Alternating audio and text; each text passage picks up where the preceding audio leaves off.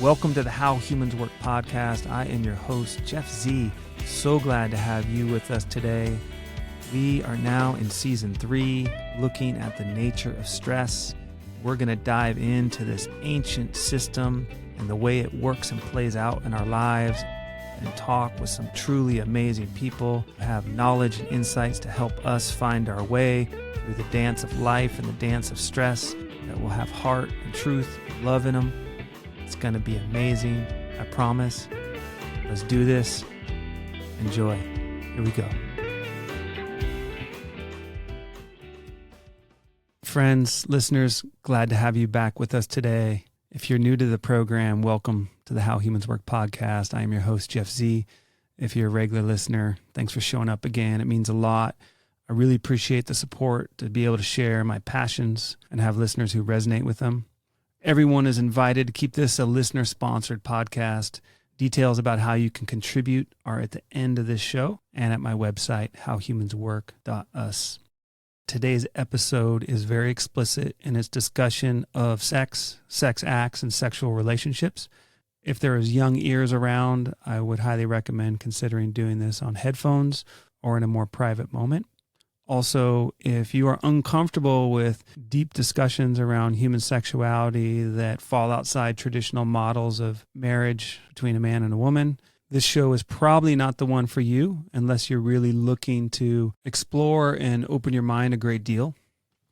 With all that fanfare out of the way now, let me introduce today's guest on the show, Dossie Easton. She, among other things, is the co-author of The Ethical Slut, as well as 4 other books on sex, BDSM, and relationships. As a pioneer in the world of polyamory, she renders a very fascinating and mirthful account, as you'll hear, of her hard-earned wisdom about navigating the dynamics of non-traditional relationships, particularly with the ethics of sluthood, as she calls it. Dossie is also a psychotherapist and a very accomplished poet. As an ethical slut for more than 50 years, Dossie has a wealth of experience and wisdom to share. We had a wide-ranging conversation across nearly 2 hours, delving into an array of lessons and issues which are connected to non-monogamy and polyamory. It really is one of the most interesting and joyful conversations I've had to date on the podcast. I hope you'll find it as thought-provoking and meaningful as I did. Dossie, it was a pleasure to interview you. Thank you so much. Without further ado, An Ethical Slut, Sex, Freedom, and Destiny. That started in 1969 with this, I think I might have taken 1,000 mics of acid. Somebody popped into my house at like 9 a.m, ungodly hour, saying, "Look, sugar cube acid, haven't seen this in a really long time." And since acid has no taste and almost everything else does, and the idea of sucking a candy in your mouth made it come in to your system very quickly, it was a particularly nice way. And for some reason, I was very conservative about these things. Once upon a time. It was a totally strange, impetuous thing. I usually planned trips, and it was a big deal, and set and setting and all that. And I don't know, it was the right moment. And I said, "Can I take 2?" And I did. I arranged babysitting for the baby, and I took 2. And I went on a journey, and the journey itself was very metaphysical, and I guess not to the point here. But as I was coming back to the planet, literally, I actually was envisioning coming back to the planet at night, and these kind of circles around a fire, and people telling stories in the darkness, and getting safe with each other. And it was really kind of beautiful. It was like, okay, so our social reality is what we create, is what we make collectively. In the situations we are in, we do it because sometimes it's scary at night. And it occurred to me, among many other things, that I had never really looked at. This was in 1969. And I had never really looked at my life from the point of view of being a woman, and from the point of view of what I thought I was supposed to do to be a good woman, right? I was already a rebel. I'd already done all kinds of things, as you can tell from the psychedelics. But the idea that I had, that I wasn't supposed to be too smart, for instance, that I wasn't supposed to have a destiny of my own. I was supposed to somehow want to settle down into wanting to be a homemaker. A homemaker is something I respect, but it wasn't. I needed the freedom to seek my own destiny, and I needed the freedom to think of myself in that way and to think of my relationships and sex, because I realized that day that sexuality was my path, that it was very important to me to have the freedom to explore, to find out what it was. Why is it like this? Why are the rules like that? Why is there a lot of what you're supposed to do and what you're not supposed to do? And then what is this incredible, exquisitely beautiful experience that we get to share in sex? And why do we think it's dangerous? That's the thing that really gets to me. It was like, everybody's got all this, oh my God, you can't do that, you can't do this, it's, God doesn't like it, whatever, right? And I'm like, but wait a minute. This is beautiful. We can share it. All we really need to do is to be thoughtful and kind with each other. That's really all that's called for, reasonable precautions about safer sex, whatever, right? But it's not like some big, like some terrible, it's going to ruin your life or turn you into somebody else. And if you try some form of sex and it turns out you don't like it, well, don't do it again. Fall off the edge of the planet. It's just like if you have an experience that is less than optimal. And I'm not talking about abuse. There is massive abuse. Yeah. So I'm running a class, but that's kind of almost way down the track from here. Yeah, from where you began. So when you had that journey on the very high dose of LSD, what year was that? 1969. Okay. Great year, they say, huh? Yeah. It was a good year. The 60s were great. I'm sorry you missed it. Yeah, I'm 71, so I really missed it. But it's okay. I think I'm in the right time. I hope I am. So, first of all, welcome to the show. Yep, thank you. Welcome. Dossie Easton. It's so nice to have you here and for this conversation.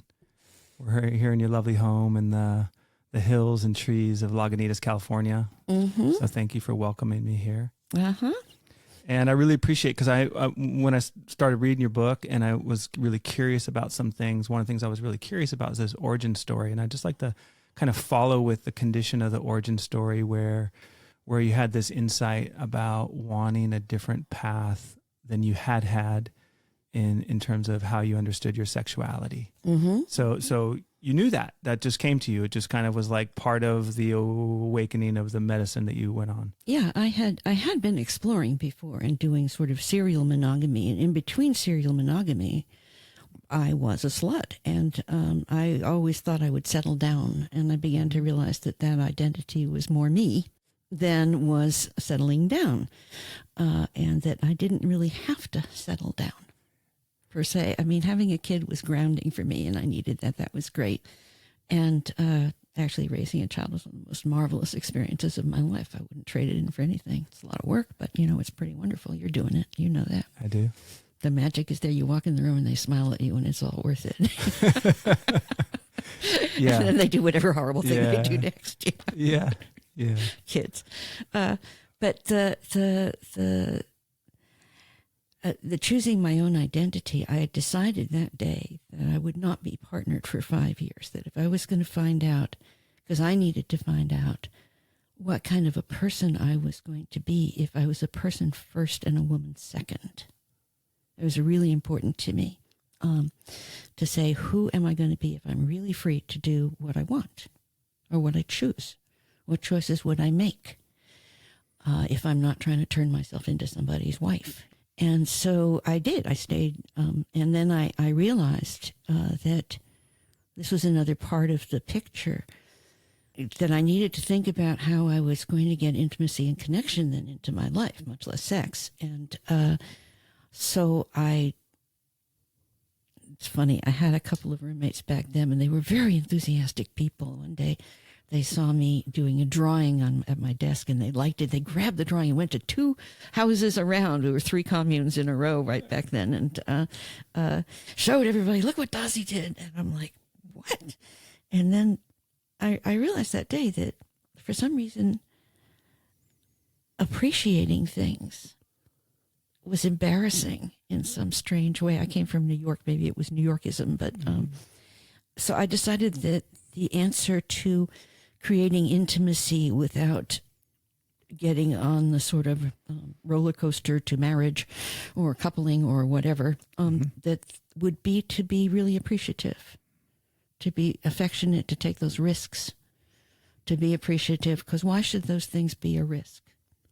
There's really no reason why being affectionate to somebody you don't know very well or being appreciative of something they do that you like is a risk. Why would we think of it that way? That's what I started doing. And it kind of put, and we were the love generation. It was lots of fun. Yeah, there was a lot of permission and advocacy at that time to explore. Yeah, right. And I wound up with, and there were also a lot of other post-Summer of Love single mothers, believe me. And, and so I banded together with a few other single moms who liked the same ideas I did. And, and we started we had a household called Liberated Ladies at Large. Ooh. Tell me about that. Well, we were all single mothers, and we had a big Victorian flat in San Francisco, and we had fun. We used to have brunches, and we would invite everybody, and it was really interesting because people would come in, and they were lovers with one of us, maybe more than one sometimes, and but they didn't know who else was lovers with who. And we're having a nice potluck brunch, right? Everybody's chatting around, getting to know each other. A lot of them are friendly to each other. They find people they like, which is for obvious reasons. And it kind of broke up all that stuff about jealousy and competition and stuff. We would have brunch together. People would bake something, be proud of it or whatever. And I remember one of those guys showing up at the house one time saying, you ladies never get to go out and dance by yourselves because somebody has to always stay home with the babies. So I'm staying home with the babies tonight. You guys go out and play. And that was like, that was the kind of thing this inspired, Yeah, like a kind of sensitivity to things. And one of the things I kind of heard in the sensitivity to is like, were you surprised that the jealousy was kind of diffused? Were you expecting more conflict, having everybody over for brunches, or had that stuff already been settled?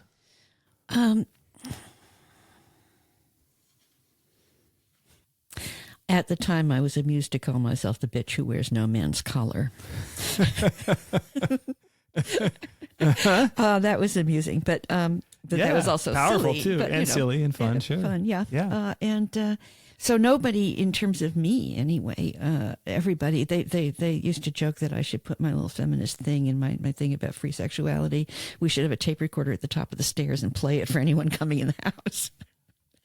But I mean, everybody. Why would you play it for anybody to come in the house? Just so that they would know what to expect. Yeah, set the tone, right? Where you're coming from. And Yeah. was that you that had that really strong self-determination around your sexuality and feminism, or was it shared in the whole house? Well, it was shared with everybody in the house. I was the person who went on to write books and become an educator and a therapist and all that kind of stuff. So the dynamics of it, the philosophy behind it, the ways of looking at things, how to ask those questions about why do we have a rule again? Why do we think masturbation is shameful?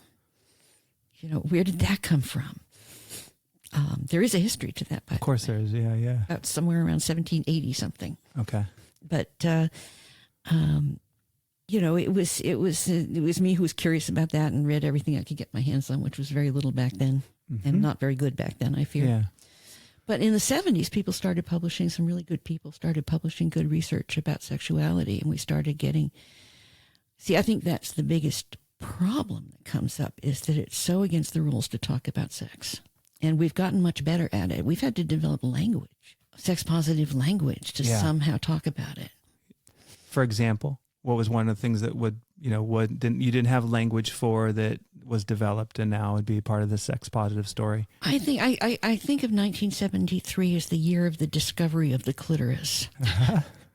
And the clit was like, and giving it an informal name like clit was part of the story. You know, it was like, okay, there are these women's organs. At that time, a woman named Mary Jane Sherfy, who was a researcher and a pathologist, published some of the first dissections. There were no dissections of a clitoris in Gray's Anatomy. Until 1973? Yeah. Wow. I mean, think about that for a minute. It's the only organ that has no purpose other than sexual pleasure. It's telling, isn't it? Yep. Yeah. It's a very important organ. Yeah. It's got a unique job to do. Yeah. And so things like learning about the clit, having that put on the radar, discussing it, yep. having that come into popular conversation or maybe subculture conversation. Yeah, and so then we get a differentiation in language. Then we figure out, do we want to use vagina or do we want to use cunt? Yeah. Do we care? Does Yeah. it matter? Why does it matter? That's interesting. Chaucer wrote about, he spelled it quaint. Uh-huh. Yeah, I looked up the etymology one time, and I think it's Middle French, and it's cunte, and it used to mean cradle. Oh, that's sweet. Isn't that I didn't amazing? know that one. I like that. Thank I'm you. like, oh, so people are calling each other cradles, or like, where did cradle suddenly become an epithet? Yeah, that was something I figured out when I was 17. How can a word be dirty? Give me a break. And I wasn't even aware of what was happening with Lenny Bruce and all that kind of stuff. It happened a little bit later. It was just like, what is this business about dirty words? Yeah. Why are we not supposed to say that? And I think, you know, we have so many words about intercourse that are problematic. They're getting laid, getting lucky, getting some nookie, getting something, getting. It's almost like a consumer, you know. In a way, fuck is the only active verb if you don't count screw, which is particularly ugly. Fair enough. Fair enough. But so it's the only verb that says that we're actually doing something together with somebody. And both people are being fucked usually. Yep, both people not are one fucking direction. and getting fucked. Yeah, yes, yeah. both of them, both ways. Yes. So So there's no obvious active and receptive. There can be active and receptive roles there. Those are fun to play with, but it's not preordained. So in 73, this is the year where there's maybe a jump in the social awareness in some communities around human sexuality and starting to talk about things. Yeah, Masters and Johnson are publishing Lonnie Barback Writes For Yourself, the first book about female orgasm and the clitoris, published in 74. Bernie Zilbergeld writes Men's Sexuality, which is still in print. Both of those books are still in print. Okay. Lonnie Barback did the radical thing of dealing with the problem of why women don't have orgasms or why women may have problems with orgasms by teaching women how to masturbate. It worked. It really worked. There is this story may be apocryphal because I heard it from some researchers, but they said that when Masters and Johnson wrote Human Sexual Response, which was published in 67, they had something like 670 something couples who had a happy sex life, by which they meant that they had sex a couple times a week and that they both had orgasms during unaugmented penis vagina intercourse. That was the definition of healthy sex back then. And they were very surprised to find out that all these successful people in these successful marriages with having these successful sex lives by their rather rigid definitions also masturbated. Not only that, but when the women masturbated, guess what they did? Why, they rubbed their clitorises. Golly, this is a revelation to everybody, you know, since Freud said that was women being phallic, trying to be phallic. They were trying to usurp male roles. Yeah. If they put tension on that clitoris, it was a phallic thing. So you really came of age in a time of distortion and ignorance in a lot of ways. Yeah, right. You know, right. I lived in a very ignorant time. Yeah. I grew up into a very ignorant time. Sexually speaking, especially. Yeah. So this information's coming out in the 70s and you're living your life and you made this 5-year commitment, and what's happening on the personal side of the journey as you get more and more, just language, permission, understanding. Sorry. It's great. I'll say that again. Just what's happening on the personal side of life is, you know, language is coming along, research is coming along. You're making your 5-year commitment journey of not being committed to anybody. It's an interesting piece of language you just used. Not being committed. I was not going to partner with anybody. I was not going to become a couple. But that doesn't mean I didn't make commitments to the people I shared intimacy with. Yeah, tell me about those commitments. Well, it's being honest, being there presumably for some time in the future. I rapidly learned that I didn't have very good self-esteem when I started out with this. I was kind of a misfit in a lot of ways. So finding myself was a challenge. And I originally didn't think that people would get possessive or whatever because I didn't really think I was worth that much. So that was my first run of jealousy was like, what? How could somebody think of me as something that they wanted to, as turf? You know, I didn't like being thought of as turf for sure. And, but as something precious that they wanted to keep. I didn't see myself like that. So some of it was just my self-esteem started building. And I realized that I needed to build a base of security in myself and in my own self-worth that was not contingent on a partner. Because, see, for women, it's a little different from men in that we're supposed to get, and still to some extent are a lot of times our status is dependent on the status of our male partners. And that was certainly true at the time that I was thinking about all this stuff, and this was stuff was new to me. And so to have a status of my own, to occupy my own space, right, Yeah. was a big deal. Yeah. And at the same time, the people who partnered with me then were precious to me, and we did marvelous stuff together. I had a great time, and I had marvelous lovers, and we actually, I had been dating one person a lot by the time the 5 years were up, and we officially announced our coupledom. Okay. And we tried to live together. We lived together for 6 months. It did not work. We were great sexual partners. And so after about a year of mourning that, we wound up playing for 9 more years. We would date about once a month, depending on who had fallen in love with who recently. And for a long time. Well, that's an amazing tale in itself in terms of a journey or a life cycle of what a relationship can look like. And in reading your book, The Ethical Slut, which you co-authored with Janet Hardy, right, one of the things that I did notice is that there is a lot of advocacy for a lot of variations and kinds of relationship and relationship stories. And so I really appreciate that. And I imagine we'll get to that more. But I want to get back to this other more subtle point I think you were making, which is that having lovers helped you develop in some way. And that was a really strong impression I got out of reading the book, and that the values that are required to be in commitment of whatever kind are really good for human development, even if they don't fit the model of pair bonding. So I just want to see if that's what I was hearing, that like the journey through various lovers that you had at that time in your life was influential in for you developing your sense of self as a human in a way. Is that what I'm hearing? I can loosely call it feminism. Well, certainly my journey was not typical as feminism is written about all the time. There's certainly lots of people who have gone on sexual journeys as feminists. And I have met many of them. Could you repeat the question? I've lost it. Sure. Sometimes my language is no, I mean, I'm complicated. 78 years old. I forget things.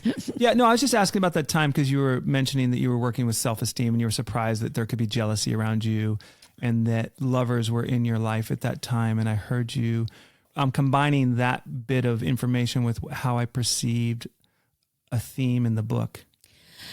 Yeah, I guess. Which is that conscious sexuality helps human development. Yes. Conscious is the important word here. I think that's really important. We're kind of taught that we're supposed to do what comes naturally. We're supposed to get swept away. We're supposed to, I don't know, something comes along, some big wave comes along. Passion is supposed to turn us into something else. And, you know, it's all like not something that we do or that we choose to do consciously, but something that happens and kind of carries us off. And that's a fun fantasy. I act that one out all the time. I like it. One of the things I wanted to respond to what your question was a story, if I may. There was where I lived in the early 70s was around the corner from a singles bar, and they were very new then. It was called Dusty Roads. And I used to go there, and I had another friend who lived in the neighborhood, and we would do experiments, social experiments. I found that if I sat at the bar and got myself a drink, and if I said no thank you to the first guy who came up and offered to buy me a drink, and the second guy, and the third guy, and the fourth guy, and so on, they would increase in visible status. They would be more attractive. Their clothing would be more expensive. They'd be wearing better turquoise and silver. It was really impressive to watch. It was like, gee whiz, they were not as drunk. It's like, oh. And then sometimes one of the experiments I used to do is I would look around and I would see somebody who wasn't bothering anybody and ask that person to dance. And possibly, if I liked them, we would go home and have sex and, have a good time. It didn't occur to me that this is, especially to some shy person who's hanging out in the corner of the room, that this is an extraordinary experience in their life. And if I didn't want to continue that relationship with them, that was painful and difficult for them. I hadn't anticipated that at all. And so when I figured that out, I became a little bit more cautious about making sure that basically I didn't want to take anybody home that I wasn't at least theoretically willing to see again on into the future. I wasn't going to just have someone be an experiment to see how things came out. That was not a good thing to do.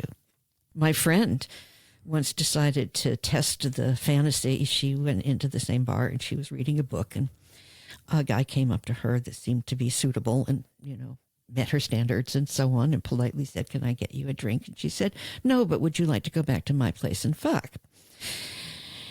The poor man choked on the ice in his drink. I can imagine. So there was the experiment in the great fantasy that somebody will just come along and want to play with me, right? Right. Yeah, totally. Whoa. And she felt very bad for him. It took him a long time to recover. They did date eventually, but it was very difficult and complicated. And she just felt like she had done something wrong. By being so bold? By being so bold, and by, I guess by offering something to a perfect stranger that doesn't happen very often. Yeah. I mean, I've done something close to that was had a little bit more connection in it. Mm-hmm. There was a guy nobody knew, really attractive guy at this place in North Beach, and nobody knew who he was, where he came from, anything about him. So when I was leaving the bar one night, I walked up to him and just tucked a matchbook with my phone number in his pocket and left. This is powerful stuff to do. I've only done it the once, but I want to tell you. No, I did it another time too, actually. Okay. That's true. That one wasn't as much fun. He was a lot of fun. He was nice. But then there was next thing happened. We talked on the phone. We got together, Mm-hmm. We got to know each other a little bit before we made any commitments to physical intimacy. That gets into the ethical side, the first story about for someone who's very shy, right? And so the development of the ethical understanding of the lessons that comes along through exploration. Mm-hmm. So I think that's worth noting, because when I read your book, one of my first impressions was like, okay, wow, this feels like a belief system, and this is like there's permission and sexuality is good. And in a way, I was coming into this interview really thinking about putting the sex act in the middle of our conversation and then building all the layers, because there's so many layers that come along and rules and agreements and that come along with the capacity and the desire to be sexual as a human, right? So I had this really strong impression about the belief in the belief of freedom and how kind of like liberating that felt, and then how kind of challenging it is, and kind of just watching myself and echolocating my own journey with my human sexuality and my sexual experience. And then surprised me to some level was the book moved away from pure belief towards this sex positive point of view that pleasure is essential. Why do we have all these fucked up rules around pleasure? What's going on here? Yeah. And in your story around this ethical moment where you started to realize, or the man choking on the ice cube, that there's a journey we're all making in terms of like where we're set and like how quickly people can get to points of more expansive sexuality and having sensitivity for that, right? Like there's an ethical requirement that comes along with the shy person, or the straight up proposition that somebody might not be prepared for, even though they may have been fantasizing about it their entire life. Right. That moment and then not know what to do. Right. So hilarious, but also that shows that other imprint is so deep, and it needs a sensitivity, the exposure to the sex negative or the confusion or the limit or the heavy rules or the taboo and all the things that are for a lot of people part of their story around sexuality. And so I was just tying all those together with and wanted to also give praise for the way I really love the ethical side in relationship to the sluthood, as you call it, or the pleasure-seeking drive and giving permission and liberation for that the ethics that I found later in the book, and just how powerful those ethics are. And I guess maybe we're 20 years ahead now or so when you start getting to the book, but how powerful those ethics are in terms of being a good human. Right. Mm-hmm. And so I don't know why I'm going with this layer, but I'm just going to put that back to you and see how that lands for you. Well, it's very interesting. One time I joined a group, by the way, in 1973 called San Francisco Sex Information. It still exists. You can call up or email now. They have a website, and ask any question you want, and a trained volunteer will talk with you. Just about sex. About sex. Our motto is sexual ignorance is not bliss. Very simple. Uh-huh. And so that was a place where I had became formally trained and started getting to work with other people and people who were already professionals in the field and so on. It was wonderful, really wonderful. So, and I had found kind of a home for me. Previously, I had been doing this, but I was kind of on my own. Mm-hmm. And so this was wonderful to me. And I was explaining about the importance of San Francisco Sex Information to Scoop Nisker, actually. Scoop. Yeah. Okay. I was at KTIM with Scoop Nisker the night Nixon resigned. All of the people doing the sound collages, the news collages, the crazy satiric news collages were doing his resignation speech. "I am not a criminal" was the favorite line. You would have loved to be there. I was hysterical. What a moment. But we wound up talking a little bit about San Francisco Sex Information when he was satisfied with what he was putting together and it went out on the air. And he said something amazing. He said, we all declared that we were sexually free in the 60s, but nobody said a word about how we were going to get there and how we were going to do that. And so that's a lot of what inspired the book, inspired San Francisco Sex Information. It was like, okay, so here's a vision. Why are we so unfree about sex? Why are we so fraught with taboos and shame and oddities? And then the other side of that coin is, what can we do about that? What is going to work to do something different? And I talked about a couple stories where we tried something that did not work. Definitely not worth repeating. But we learned, and I don't think anybody fell off the edge of the planet. And, and we started finding new ways to do this and new ways to meet each other. There is the sex positive movement. I hear people are associating that with the fact that our communities are so big now that people who don't belong in them can find them. And that includes people who have a pretty abusive or predatory approach to sex, which is very sad. We have to constantly be on, we can create a beautiful place for people to be free, and then we have to constantly watch who we let in the door. Wish it wasn't like that. Hope but the day will come. But that does happen. Yep, it does happen. Yeah. And I mean, literally the people who run sex parties they watch out and they see a guy go get a drink and bring it to a girl and she gets all floppy.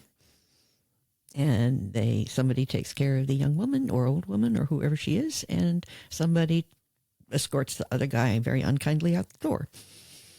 But people do come in with date rape drugs and stuff like that. It's not good. Yeah. It's not good. And they spoil it for everybody who wants to do it well. There's a reason why the title of the book is the title of the book, why it's called The Ethical Slut. Because for so many people, that is an oxymoron, and it is really the truth. It's saying, how do we go about freeing ourselves sexually and in an ethical way? How do we do that? Well, I think most of it is kind of figuring out what works in terms of, there's no rules that apply to everybody. I'm careful about the fact that I have a lot more experience than many people do. And when I was younger, that was also true. And I had to be careful not to open the doors to where that would be a huge power imbalance. I mean, it's not unlike being in the dojo and having a master work with an apprentice, and they have to be mindful of what they know and what the other person doesn't know. Yeah. Now, there are ways that it is wonderful to learn from other people. It is really marvelous. I love it when I run into people who know things I don't know, and then I get to learn things, and it's great, and I feel very good about it. But one needs to be thoughtful about those things. Differences in social power, differences in feelings of safety in the world, and so on. And then just plain, what if you never have heard of a clitoris? What if you grew up in a church that had you take vows of chastity till marriage? How is that person gonna respond to a sex positive world? Some people dive in and they just like it and it's easy. It's what they've always been waiting for. But other people have to go through a very difficult journey sometimes to claim themselves. I mean, I was raised Roman Catholic. I know that. So that's part of the ethics. Part of it is just saying, okay, I'm here to, make my connections with other people, be kindly, I hope. Mm-hmm. And I can get irked at things like anybody else. It's not like I never think of an angry thought or something. But to be responsible for my actions and to be willing to. I think the other thing about our concept, a lot of people have a concept that a sexuality with people that you don't intend to marry or something like that, or get coupled with sexuality with people that you don't know very well. Sexuality entered into much more lightly than many people would have it, is somehow free of emotion or intimacy, which it isn't, and is... in some ways, there's actually a higher requirement for emotional intelligence to be in that space. Yeah, because you're connecting with people you don't know how like or unlike you they are, what their life experience has been. Mm-hmm. So you have no idea what to expect, what's going to be. We open up this realm of new possibilities. I can't assume that somebody else is comfortable with a new possibility on my list of things I love. I have to find out, so I have to talk to them. Yeah.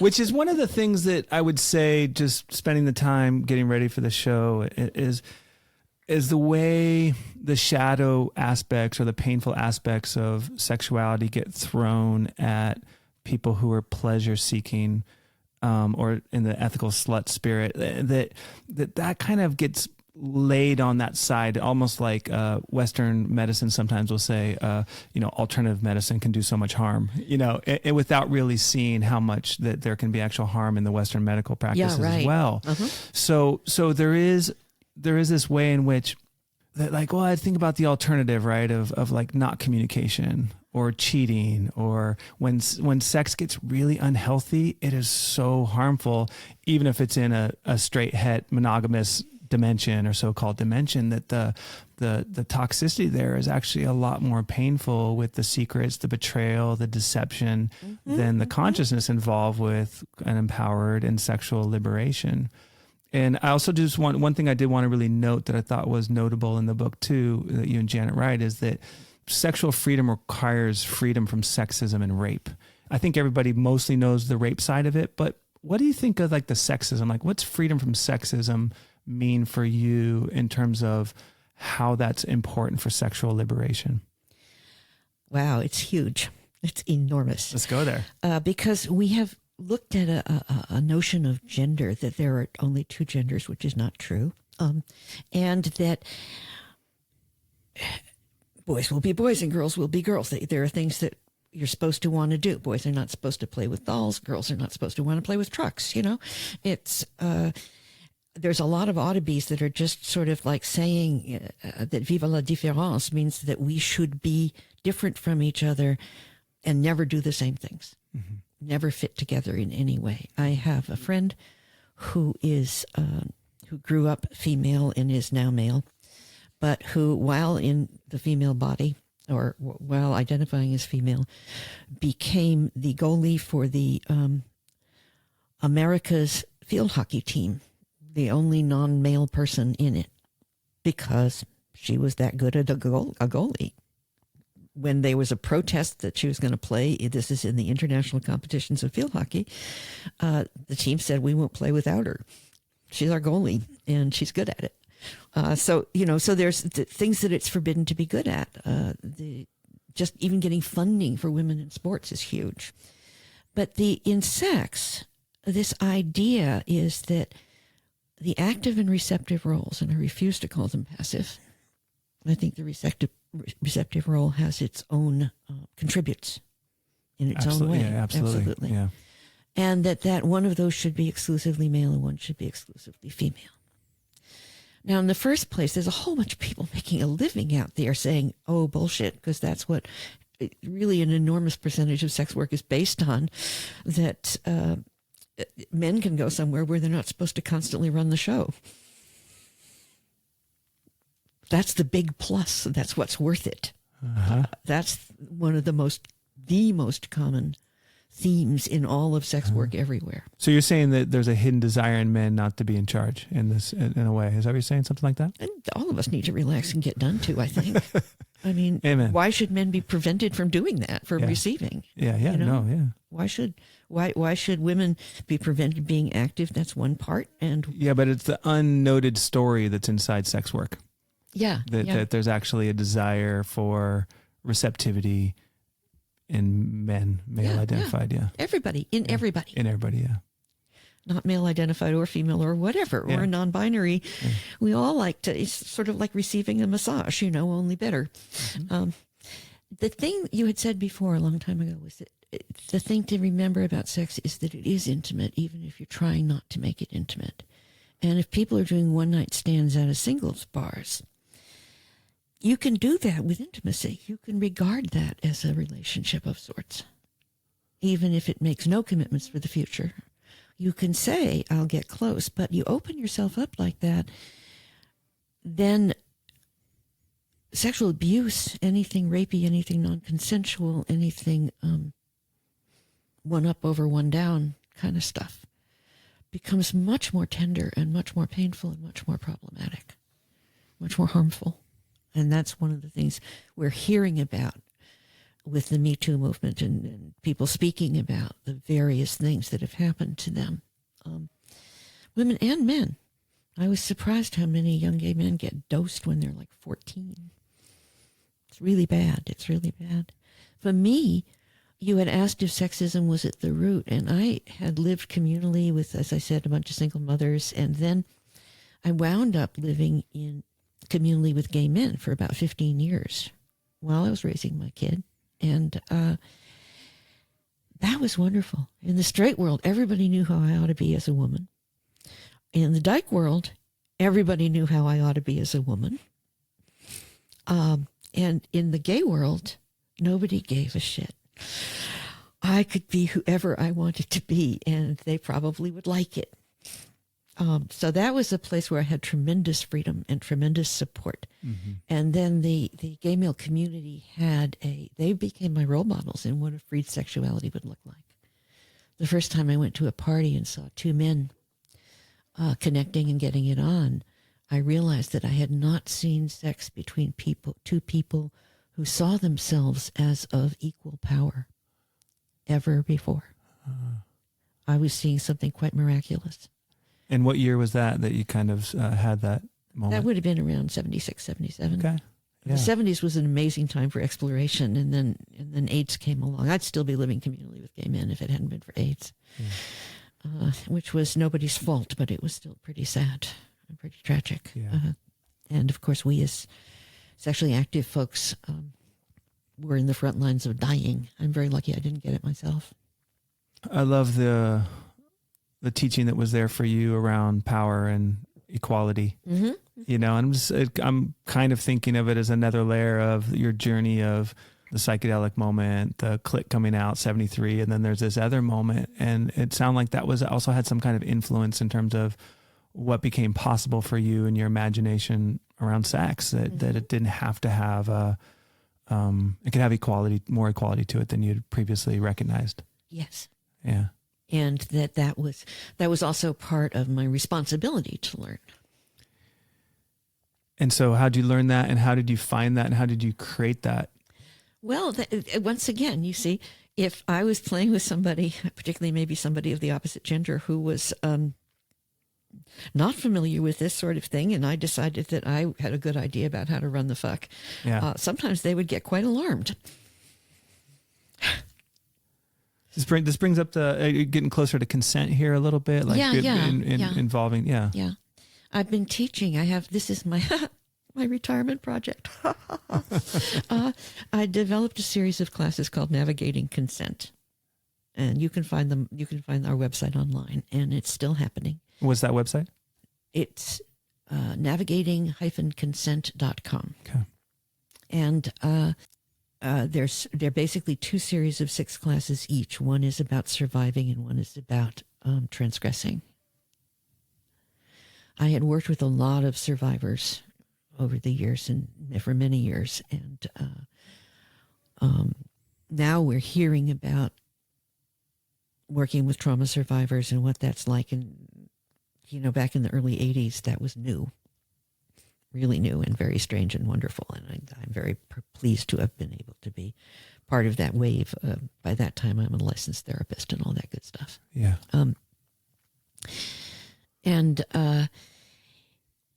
To work with transgressors has been new to me. I have a partner I work with who has done a lot of that work with the Alive programs and with transgressors. And so that has been very exciting to do.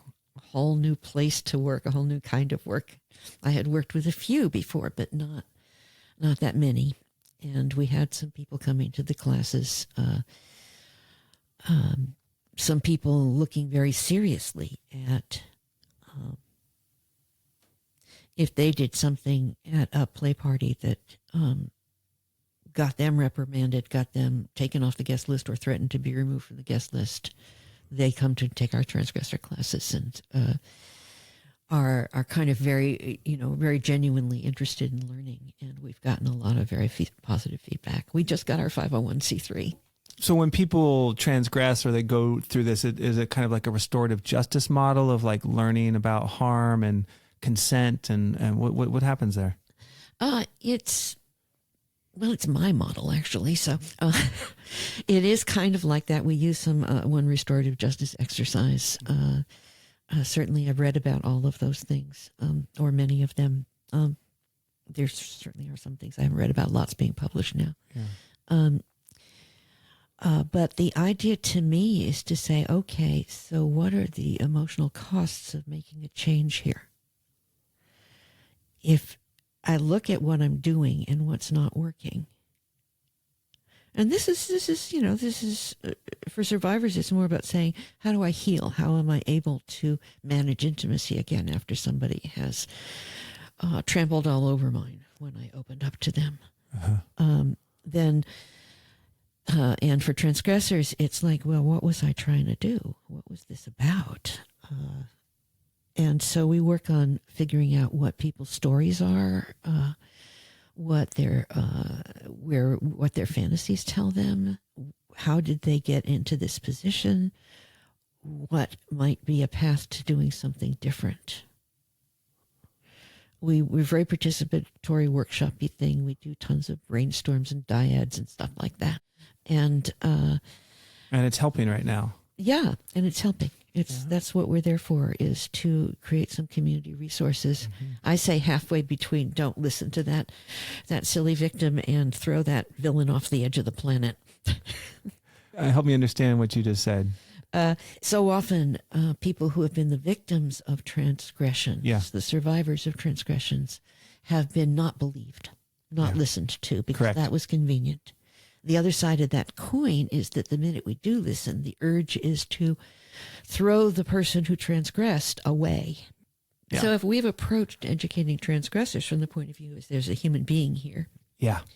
And I teach my team, I say, we have to figure out in teaching that we're going to be, we promise not to shame or blame anybody. No survivors, no transgressors. We're not into shame and blame. We're into trying to see the world from where they are and meet them where they are and let them and support them in getting to whatever the next place might be for them and choosing a place that might be useful for them. I don't even say better at this point. I just say, we try to present an awful lot of options. In people who do role playing like BDSM know a lot about playing with power exchange between equals. With consent. With consent. Right. So yes. transgress means the opportunity for consent's been missed. And so how are some ways in your experience as being a sexual educator, a therapist who've worked with, all sorts of both sides of a situation where it's gone poorly? How do we know when consent is there? Like, what are some like telltale signs, and what are some ways that, you just tell people to be thinking about consent, since we're talking about it? Well, some of the language people are using is enthusiastic consent, which I kind of like. The etymology, if you look up the etymology of the word enthusiasm, you get entheos in the Greek, which really means infused with the gods. Mm-hmm. So there you are. Enthusiasm is divine. And that's a good thing. That's a nice way to look at it. In California, the language has become affirmative consent. Okay. Like legally, that's like the legal language? Yeah, the legal language. Which means that a person has actually said, yes, I want to do this. And in my book, I define consent as an active collaboration for the pleasure and well-being of all parties concerned, including some who may not be in the room. Interesting. Yeah, if somebody has a partner who might be armed or displeased or displeased or whatever. Yeah. I do hope that no one is, this happens every year, that people buy Ethical Slut copies for their partners on Valentine's Day. It's sometimes not a welcome gift. Surprise. So that's, and I don't want to see people hurt like that either. Yeah. I was thinking on the way over here. I appreciate that. So I appreciate the definition. And I do want to circle back and make sure we handled the question about freedom from sexism. And if there was anything else you wanted to add to that, because I know you started talking about that a little bit, but just want to make sure that's complete.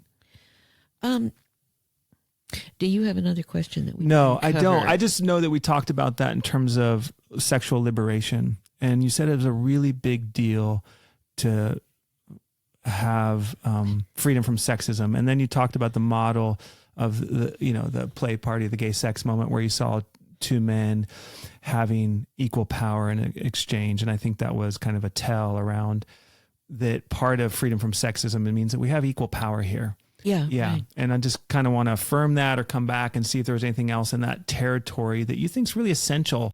Yeah. I think that, we have a lot of stories about being seduced. We also have a lot of stories, Beauty and the Beast is characteristic, about, if you look at the fairy tales, you can see it all over the place, right? That where that goes, that's the old Cupid and Psyche story. Uh-huh. That, you get kidnapped and eventually it all turns into love somehow. Somehow. Or, Cinderella, you get tiny feet and these tiny shoes and then you're rescued. There's a whole lot of stories that go that women are damsels in distress and men rescue us. Mm-hmm. And therefore, that's the problem with that, is that once you get rescued, what happens? Once you are not in distress anymore, are you acceptable? I had one partner I met when I was very, very ill and physically ill and struggling with a lot of lung disease. And when I got better, all of a sudden I wasn't the right person anymore. You were in distress. All that gallantry, and I wasn't in distress anymore. It was like, I was no longer hot. Not interesting. Uh-huh. Sorry. Yeah. So you see it a lot. Snow White, sleeping. Yeah. For 1,000 years or 100 years or whatever it was. And, all of these damsel in distress rescuing white knights. And is that the only model? Is that the only way we're supposed to meet? Uh-huh. Can we meet in our power? Will people...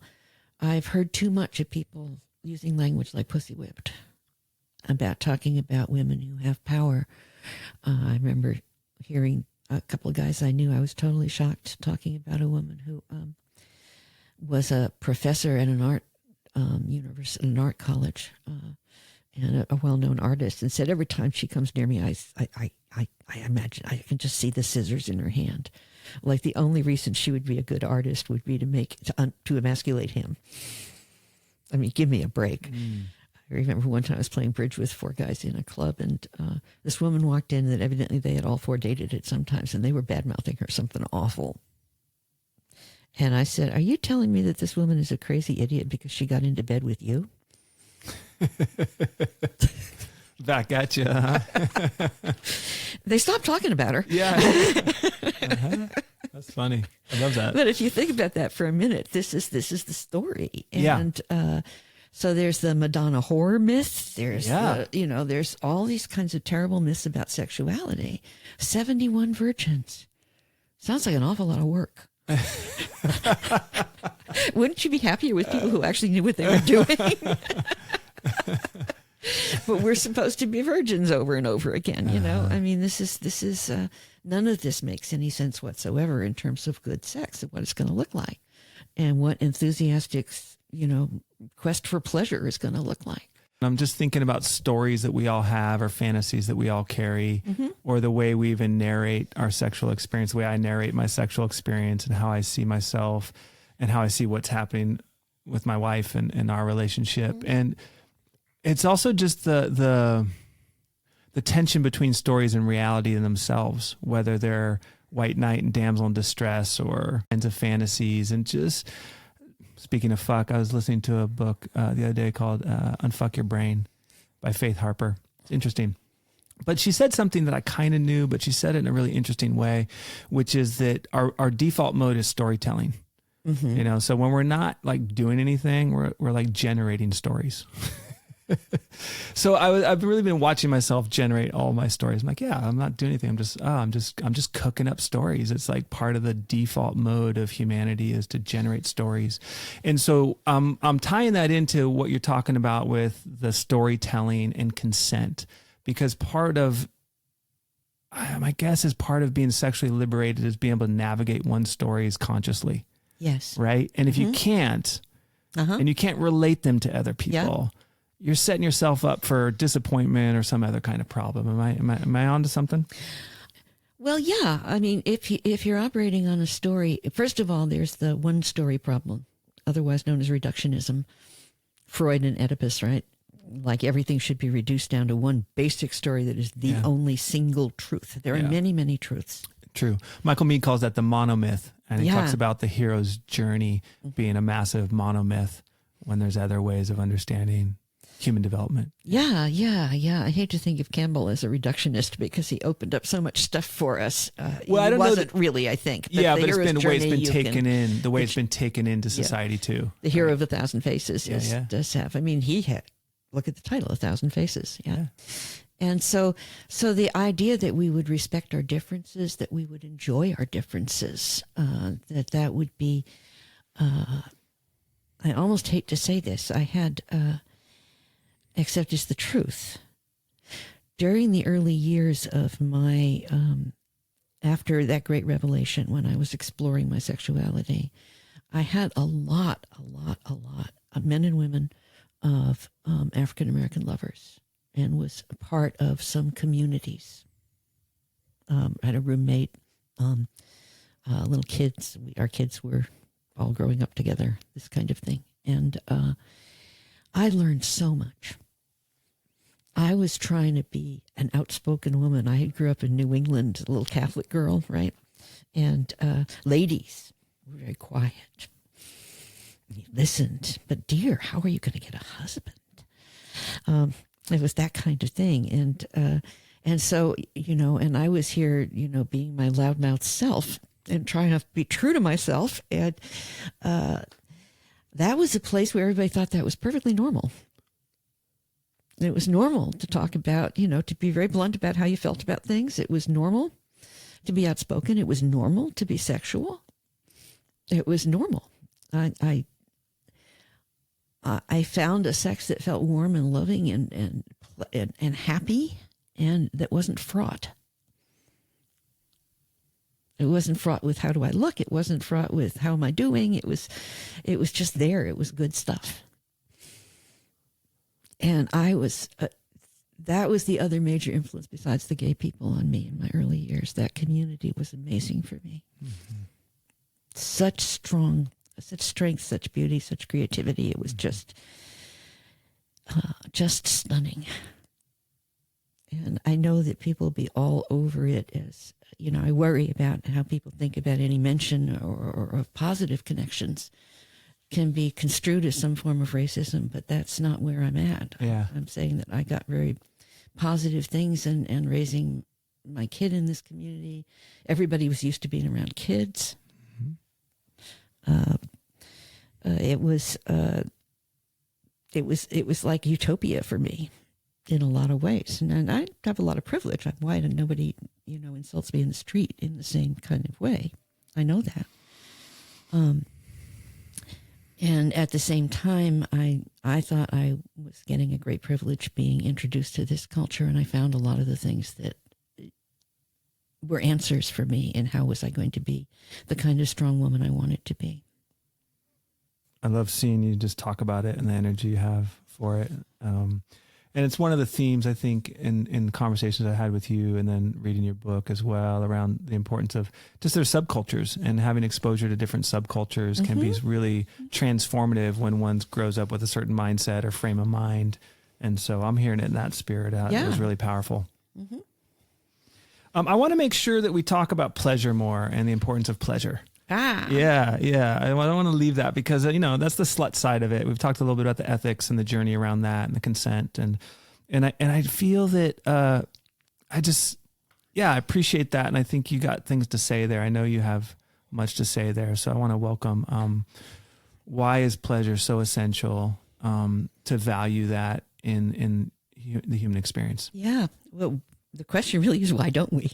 Many years ago, I was invited to speak at, I wrote an honors thesis for my bachelor's degree, and my teacher for that wanted me to speak to her freshman classes about sex, so I did. And I came in, and they were talking about the values of Athens and Sparta. And I introduced myself by saying, okay, so Athens and Sparta, how did they value pleasure in those cultures? And despite Epicurus and the fact that the Stoics had an arm that was about pleasure, nobody really knew, because nobody talks about pleasure in the history books or in the philosophy books. They talk about war a lot. Literature, conquest, right? Yeah, right. Yeah. And so we started talking about valuing pleasure, and we got from there to, so if you go out on a date with somebody and you make out and it's great, you don't go all the way, and you come home and you masturbate, and it feels really good because you're really excited, isn't that pleasure? And I swear they all nodded and smiled. 18 years old, most of them. Like, yeah. Okay. But the thing is that it's curious that, I know we started out with a lot of Puritans, but those aren't the only immigrants to the United States, for heaven's sakes. But that we don't value pleasure. We talk about work, we talk about striving and struggling, we talk about war, we talk about fighting, and we don't talk that much about the meaning of pleasure in our lives. And pleasure is what makes life worth living. We do things that are fun. We like going to roller coasters. We like being scared on a roller coaster. We like lots of things. It's interesting. But doing things for the sheer pleasure of them is considered sort of decadent somehow, and I just don't think that's right. I think that when we share pleasure, we're sharing something that really makes community. One of the things about play parties that are, I suppose, one of the controversial ends of sex positive community is that groups of people who get together somewhere to engage in sex as play for the fun and the pleasure of it become communities. It's an interesting, and I did this with a bunch of people back in the early 70s, in the sense that, let's see, so we want to go to a party, and why don't we set up a pajama party for the kids? And the kids will all be somewhere, and some people who don't want to go to the party will volunteer to take care of the kids this time. So now the kids all know each other. They all play together. Mm-hmm. They have pajama parties. Mm-hmm. And it's always somebody's birthday. If you have enough kids around, it works. They bake a cake, buy a cake, who knows.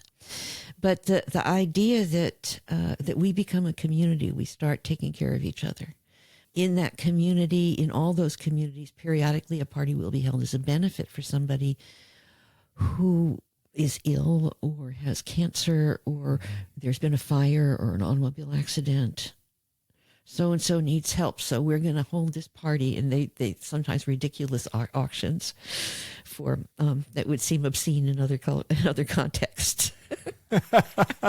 I get your drift. But for the fun of it, again, and to raise some money for poor Joe or Susie over there who's having a hard time in life. Yes. You're not going to find that auction at the PTA. Yeah, right. That's what I'm saying. Yeah, you won't find that auction at the PTA. You won't, really? I don't think so. They wouldn't hold a bake sale for somebody who no, they would. But I thought you said there would be some auction items that were a little more risque or fun. A little more risque. Yeah. We deal with more risque things. Yeah, right. But so this is part of the sharing of pleasure. I remember playing. I think about competitive things, playing a lot of backgammon with a friend of mine, where we played for minutes of heart's desire. And that means what? Sorry, forgive me. Well, that was in the sexual request. So heart's desire is a euphemism for what you want in terms of pleasure. What you want. What your heart's desire is. Yeah. Okay. I great. may want a massage. I may want oral sex. Right. I may want some very elaborate role play. You know. I'll never forget role playing, where Janet, my co-author, I wanted to do some tantra before we got into sex per se, right? Yeah. And to play per se. We couldn't figure it out till Janet volunteered. She said, I got it. I'll be the corrupt guru and you be the innocent devotee. It's like, yes, we have a role play. Back to the storytelling. Like, the storytelling is part of the eroticism in some way. Yeah. You can play any story. Yeah. And it's a journey, really. It's a journey into a state of consciousness.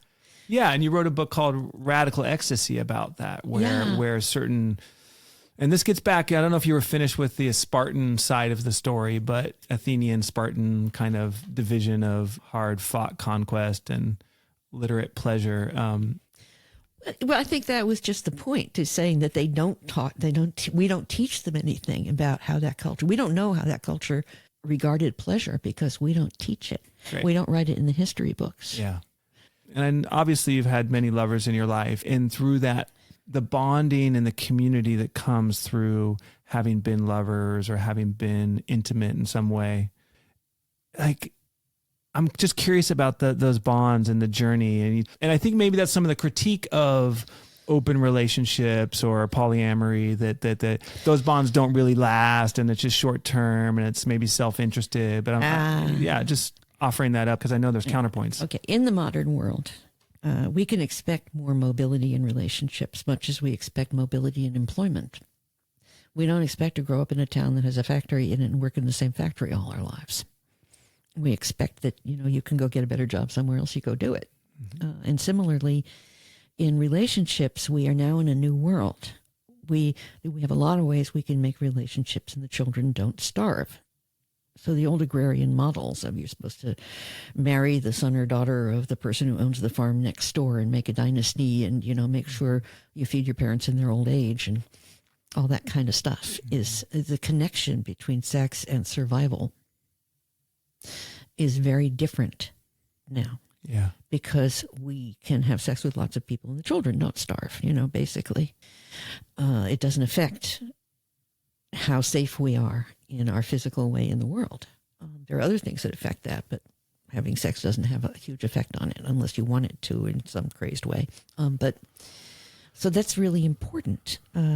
We are free now to explore further than we were going, and I've gotten way away from your question. That's fine. No, it's great. But I had something I was trying to say. Go for it. Could you remind me of the question? So, I was going towards the bonds and relationship and community. Uh-huh. Yeah. I recently had an experience. This was before COVID. I had a major spine surgery, a huge surgery, and I was a month in hospitals, and then the first 2 weeks I was in the hospital, I had 6 hours of surgery one day and 3 hours the next, and it took me a long time to recover from all that anesthesia. I was pretty delirious. I literally didn't know what was happening. At one point, they tell me I was whimpering in pain, and they tried to get me to push the button on the machine to give myself a shot of an opiate, right? Mm-hmm. And I went, I blew on it. I did not know what You just had, yeah. So disoriented. evidently, my daughter and an ex of mine were there, and they said, we can't leave her alone. So for 2 weeks, they took turns sleeping in my hospital room. A couple of other lovers came in and took nights. This was an ex of mine. It was someone I hadn't dated for a long time, for years. I've known her for 30 years. At the end of that time, I put out a request saying on a list I was on, does anybody have a spare room that I could rent for a month? It's in the city and doesn't have stairs, because I don't trust myself to manage the stairs at my house by myself or drive the amount of driving I have to do to get around. So I spent the next month with somebody I broke up with in 1979. Called me up and said, yeah, we have a guest room. And that house was used for a lot of community services. A group called Leatherquest meets there and so on and so forth. We call it the Fairy Cottage, a lot of radical fairies. And so there was a lot of people I knew in and out of that house. It was a very supportive place. And I had a room there for a month. And I could practice walking around the neighborhood. And it was great. So this is somebody that I broke up with, 40 years ago, 50 years ago. Amazing. And so if you say there's no long-term commitment, I think that we need to develop a better way to break up, a more positive way to look at breakups. Kathy Labriola has written a book on breaking up. Yeah. But I think it's more about not breaking up, actually. I wrote an intro to it, but I'd like to see us really develop ways of breaking up that aren't so hurtful and don't leave us wanting to never see each other again. Mm-hmm. I think that has to not be the only script by which we separate. I mean, there was one person who was violent. I don't want to see that person again. I wouldn't feel physically safe. But by and large, I've done very well. I always maintain, if you're thinking about Athens and Sparta, that an army of exes cannot be defeated.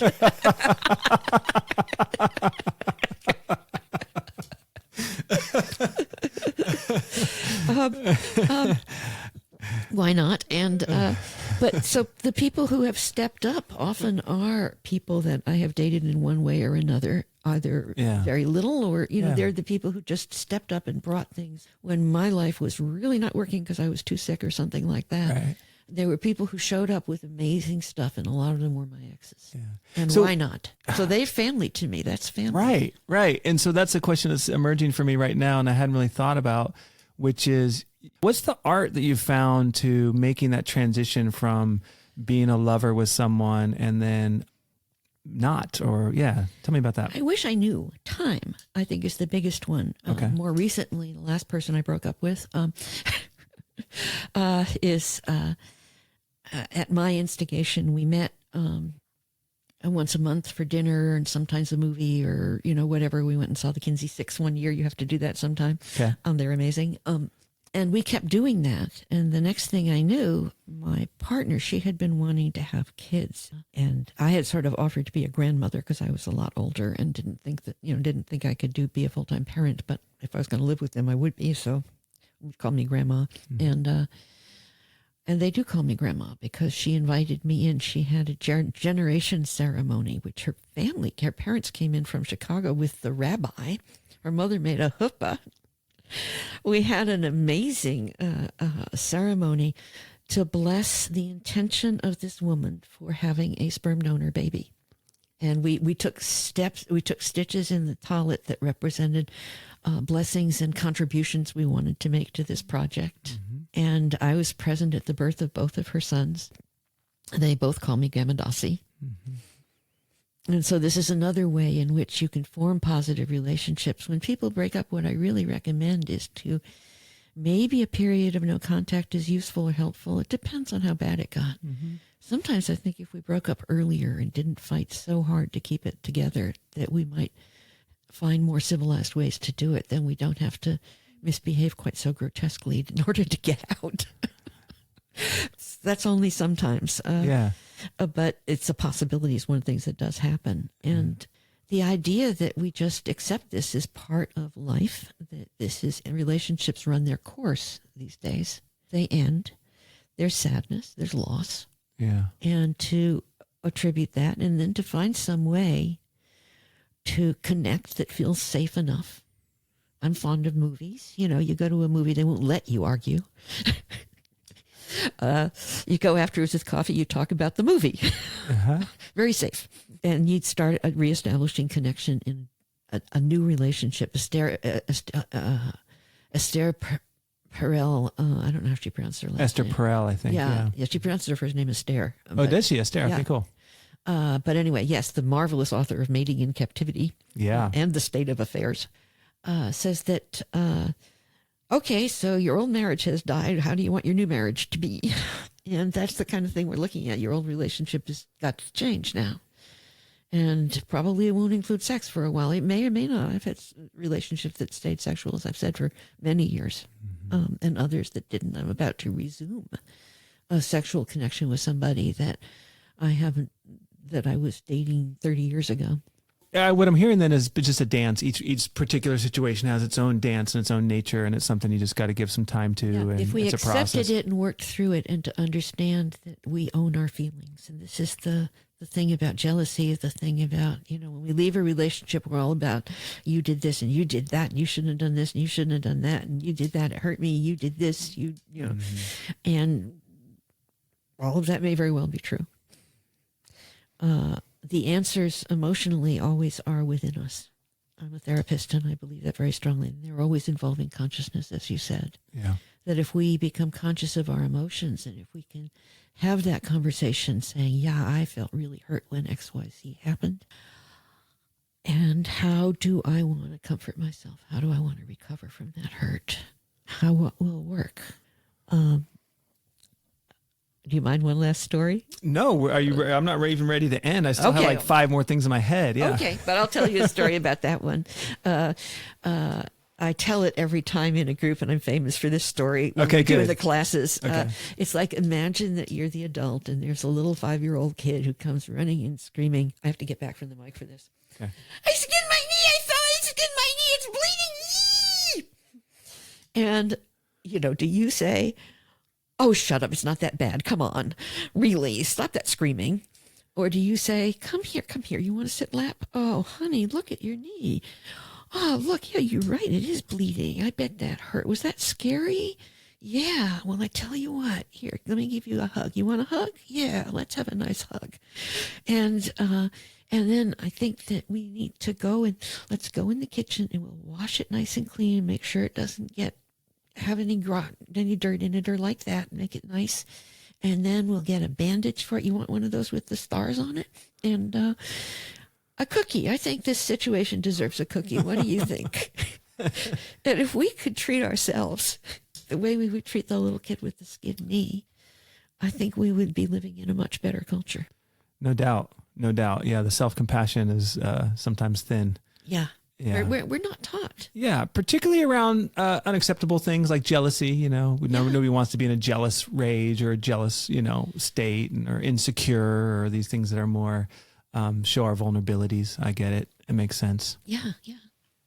But you think, I know you have obviously been through probably your own jealousies and write about jealousy and how to deal with jealousy in the book.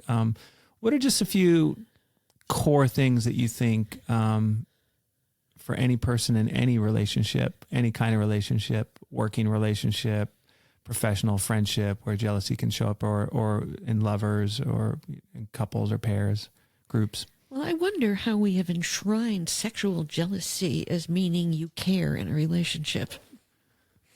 That I question a lot, because I found people who managed to live without it, and I am one. I wonder why that's enshrined as a sort of, you're supposed to be jealous. Even hit songs like, "Hey Joe, where you going with that gun in your hand?" Oh, yeah.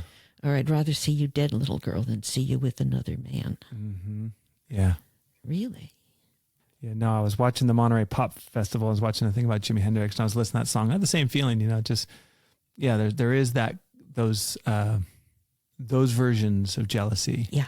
But not everybody's at a level where there needs to be a violent rage. Yeah. I think the thing I noticed was I didn't notice the the problem with that song when the Beatles made a hit out of it, because it was a jaunty little dancing song. Mm-hmm. And One time I was sitting in a coffee shop, I listened to the lyrics and said, oh, fuck, what are they saying? This is horrible. But we're told that we're supposed to be jealous in some strange way. And that although we're supposed to manage anger, we're supposed to manage sadness, we're supposed to manage competitions fairly, we're supposed to be good losers, gracious winners, all that.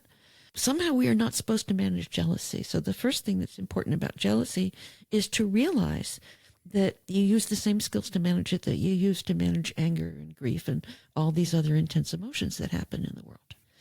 Basically, it's the same stuff. The second thing I think that's important is that jealousy is always a projection. I am feeling miserable because you are doing XYZ with that person over there. So I'm taking my misery and I'm blaming it on you sharing pleasure with another person.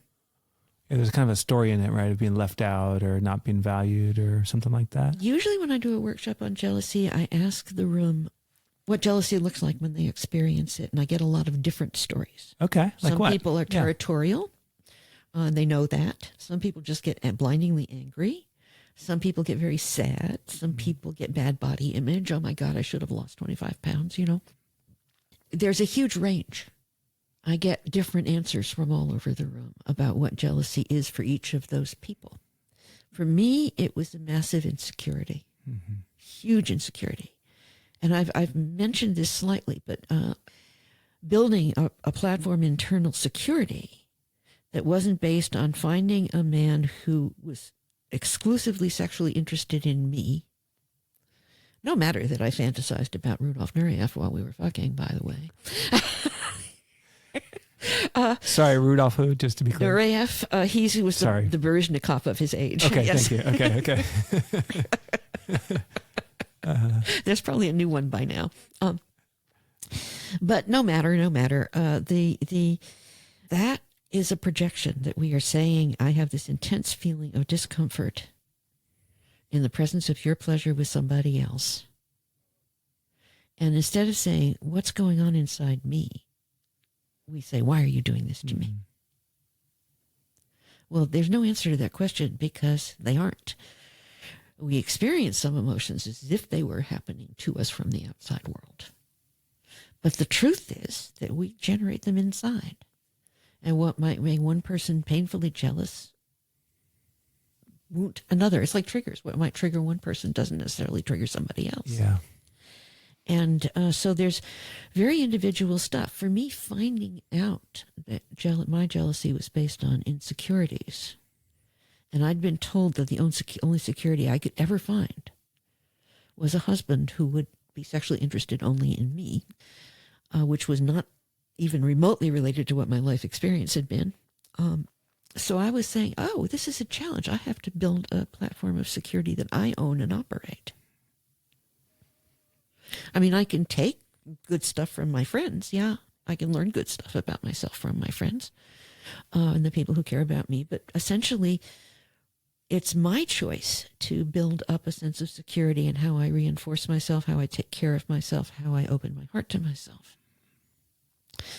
And, any time I find myself lost in that, in some kind of, strife with somebody else, and I go saying, well, what happens if I open my heart to myself?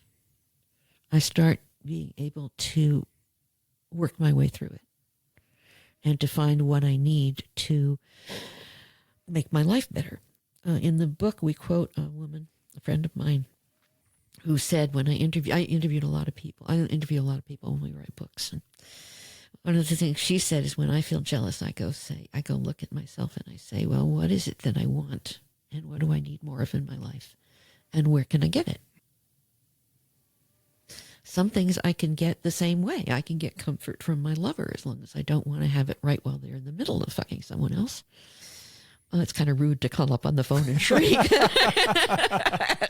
at such times. Pardon me, may I have this dance? Yeah. Ethical sluts we are. But as long as you're willing to delay gratification, you can get it. I encourage people who are experimenting with a partner going out on their first date to have a date for dinner the next day or lunch or brunch or something on the table that will be some pleasure they can share and a way to get together and talk about how they experience, preferably in a restaurant where things are less likely to go off the rails. But to really make sure they know when is the next time they're going to have free time, especially if they have kids or something like that. Arrange the babysitter, make sure that you have a space where you can get together and discuss how you feel. And maybe a restaurant that serves something really nice would be a good place to do it.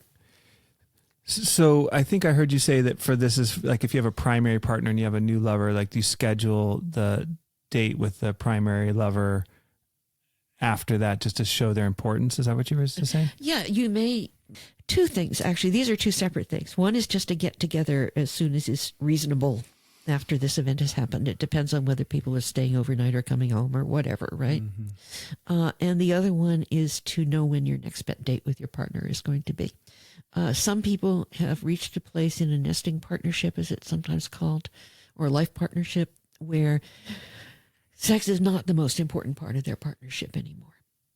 Regaining the passion that they might have had in the early years of their partnership is something that they may or may not choose to engage in. For some people, it becomes a way of focusing the light on the pleasure they could be sharing in possibly a positive way, and not hopefully not keep up with the Joneses, but to wake up some passion and find out that it's still possible after, getting through 3 babyhoods or something. And for other people, they may be very content with their nesting partnerships and really happy to have outside partners. Yeah, so it's up to them to decide, or they may try and see how it works. Yeah, so this gets in the realm of open relationships or multiple partners or polyamory, which we haven't really consciously talked about. And this is kind of, you do this a lot. You have a guide, basically the book's a guide of how to do lots of things that allow more sexual liberation and pleasure in your life, including having more than one partner. Yeah, and you may have a primary partner, you may not. There's a chapter called Sex and the Single Slut, why not? And what that is like, what the responsibilities and the risks are in that situation, right? I mean, this is a very couple-centrist culture, so it's kind of hard to even talk outside of the couple as the centrally organizing thing. I have been single for about half of my adult life and partnered for about the other half. Okay.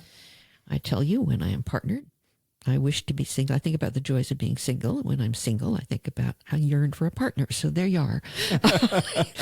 I guess yearning is something that has its own value in life. There's all kinds of different structures people can have, but you don't get attached to the structure. Like my favorite were the people who organized a potluck brunch in the Boston area once a month. Their family consisted of 4 adults who were 2 gay men, 1 bisexual man, and 1 straight woman. The straight woman was the only non-slut in the lot. They were raising 3 children, engendered by guess who, and they had a wonderfully happy family. They went on for years. That was a great family. The adults outnumbered the children. That was very handy. And everybody wanted to raise the kids. Everybody was enjoying putting a household together, and everybody had a sex life they were happy with, including the one woman who didn't want to have lots of partners. She could have if she wanted to. I don't know if she went on to decide that she wanted lots of partners. The children were young at the time. But they were kind of a role model of an amazing marriage. I know of another foursome who bought a house together, and they've got 2 babies now who biologically have 1 mother and 2 different fathers. Say that one more time. I'll tell you what, I was thinking about polygamy. I was thinking about how I was just processing the idea of a 3 male adult, 1 woman family system, and just being that's so far from the range of what I've been exposed to. But then I was going towards, in Mormon they have the polygamy, and there's polygamy, but it's okay if it's just 1 man and lots of women. There's the own little bias of cultural images around that, and being there's other models of cultures who are doing all sorts of different kinds of polygamy, and I'm presencing that. A right? while ago, a reporter from Slate, is that the? Yeah, there's a website called Slate. Yeah. invited me to have an interview about triads. And it turns out that in his book, a triad was a man with two women. And he hadn't really considered all the other possible configurations. Yeah, that's where he's coming from. I mean, he was horrified when I started talking about it's kind of different this way, and and that way. And, you'd be surprised what I've experienced. And he was like, "That wasn't what I came here to talk about." Well, now we know what your fantasy is. Right. But his fantasy. But the people put a lot of emphasis on the structures. People have come up with interesting structures, but a lot of the structures kind of flow. I mean, in some of the larger groups that you could think of as a group marriage, I was once member of a large extended family that was part of the Society for Creative Anachronism, ran all the games at the Ren Fair, and these people. They went to science fiction conventions, right?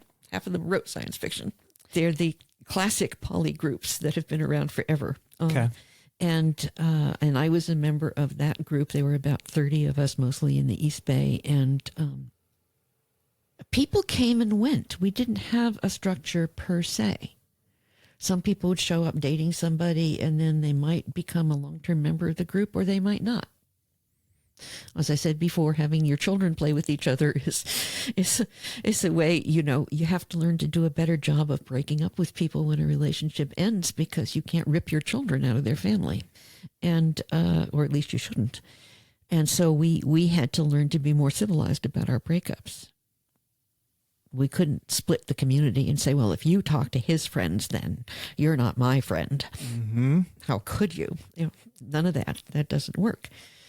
So it can be very fluid. That was an extremely fluid group. And is there, in that kind of uncertainty of fluidity about things moving, change and stuff, and this is the season of stress, and I feel so much we're talking about stress indirectly here with the different demands and pressures of sexual conception, stories, fantasies, what works, what doesn't work, partnering, what we like, pleasure, denial of pleasure. It's all close to me, but I'm curious about, in the fluid environment and the drift and the change, if there are certain kind of stresses that are there, which are both educational, which I think you said, like, we don't just get to be immature about this. We actually have to hold a bigger sense of purpose about this breakup, in terms of therethere's a younger generation here. We have a responsibility to them and how we behave. I think you're saying that. Yeah. Okay. But just in terms of the stress of just fluidity of, like, as this couple, maybe now they're together, now they're not, the way things move around, versus, So my wife and I, we've been together 25 years now almost. So that's one of the variables that you need to know about yourself, which is how comfortable you are with change and with ambiguity in general. The many people in poly will develop, we don't have a good name for this, but they will develop a second partnership that goes on for years and years and years and years and years. The quad that I was talking about is like that. They started out as a man and a woman who were married, and then each of those developed a long-term lover, and now all four of them have a house and 2 babies. Then that's a long-term, very stable arrangement. And they have chosen their partners for stability. If you're going to invite a new partner into your house, you can't be very casual about it, I mean, if your kids are in your house, you have to have a reasonable thing. Yeah. Now, there are people who try to keep this secret from the children, which I never did, so I don't know how that works. But it's a difficult secret to keep. It really is. And how you relate to now a lot of mainstream, perhaps, people who move into this field are very surprised to learn that they have a closet. What do you do with your church? What do you do with the PTA? Does your outside partner get to come to the PTA meetings? What if they're very concerned about something? What if they're the right person to come, Remember Tilda Swinton at the Oscars? I don't recall that, sorry. She was nominated for Best Supporting Actress. It was a very small part. She didn't expect to get it. So at the Oscar celebration, when her Oscar was announced, she was there with her lover, and her husband was at home with the kids watching it on television. By everybody's consent. Great. you know, and she didn't expect to win it. That was the surprising part, but it was this was a few years, about 10 years ago, and it was all over the place. She's one of the out of the closet people, but clearly she has, in her relationship, the structure is that is such that that lover is well known and accepted enough to be taken to the Oscars. Yeah, as we're kind of coursing through this, I keep reminding myself that one of the things I'm thinking about is stability and the story of children. And when you have a fluid community, and, you know, it's so easy for me to imagine projecting and stories about, oh, well, there's not the stability for kids, or what are the choices there and how's that handled. This comes back to the ethical part of it, which you're very clear about. I just want to finish my point here real quick. And then, but then I'm just thinking about other, like, you know, normal pair bonded couples and the chaos and the kind of instability. It's like, no, everybody has the opportunity to be really unstable and unethical and out of bounds or not do well by their next generation. Yeah. And this is not to make it about monogamy or not monogamy. Pair bonding is kind of is an easy thing that I think people fall towards. And I can see in my own mind, I'm like, no, check it, Jef, check it. You don't have to just assume that there's going to be more or less stability in any particular format. Yeah, this is true. This is absolutely true. One of my, somebody that was a client of mine was afraid that their 8-year-old daughter would be freaked out if they divorced and separated, which they needed to do. And when they finally did it, she said, oh, then I'll have 2 bedrooms. Can I have mine pink? And then it turned out that she was the only little girl in her class at school who had never been through a divorce. Oh, will I get a stepmother? So she found belonging. Susie has a great stepmother. Yeah. Totally. Or I just heard the story the other day of a relationship of someone who suddenly just brought in a new partner, you know, pair bonded, heterosexual couple, divorce situation. And all of a sudden there's a new woman in the family, and the kids came away from a weekend and they come back, and it's like, there it is, right? All of a sudden there's a new parent. And it's like, that's kind of pretty unstable. Yeah. Right? Like there's not a lot of communication or consciousness going around there. This is why keeping things secret from children is a mistake. They can handle the truth. They don't have to have secrets. Mm-hmm. And so you don't suddenly wind up popping someone in on them that they didn't know. Do we really believe that stepmother in this case just had never been somewhere in the shadows before this adventure, before this separation or divorce happened? Yeah. Been around for a while. And that was the big secret. If there hadn't been a big secret, she would have already known these kids. She would have babysat for them while the primary couple went out for their anniversary dinner. So let's talk about that a little bit more in terms of secrets. And it's there. We're right here. I wasn't thinking about going towards it, but since we're here, there is the social organization and the social response and the obligation around. Sometimes you're talking about being closeted, or people have an extra relationship that the public doesn't know about or is not well known, and you kind of keep certain things private. Sometimes you don't, and there's all these variations around that. But just to tackle the issue of children, and since you brought it in terms of secrecy, is there a developmental place in your mind where you say, you know what, developmentally we frame it this way, or we don't frame it that way, in terms of like, from the beginning, you're like, oh, daddy has a lover and he's a guy, you know, and that's how we roll around here. Right. You just start honestly from the beginning. Yeah. If you have young children, or any children for that matter, but particularly young children, outside partners, new partners need to be okay with that, because they can't simply ignore the children.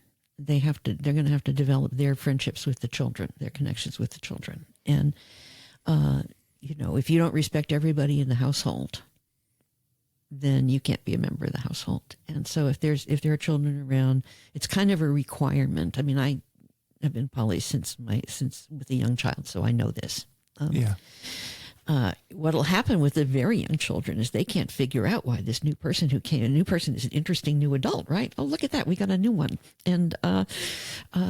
And they get very curious about that person. And if the person does not communicate with them and tries to avoid them, they will get very pokey, because they expect to know about that person, and they don't like not knowing, and they want that person to talk with them. And if that person won't talk with them, they get really, really out of control. It is also true that babies growing up in communal situations don't show stranger fear at 8 to 10 months. They don't quite know what a stranger is. They're capable of remembering about somewhere around, I had heard that 43 was a sort of a median number of a primitive village or a primitive tribe. What was number 43? Yeah. Yeah. And that they capable of knowing and identifying about that many people. Yeah.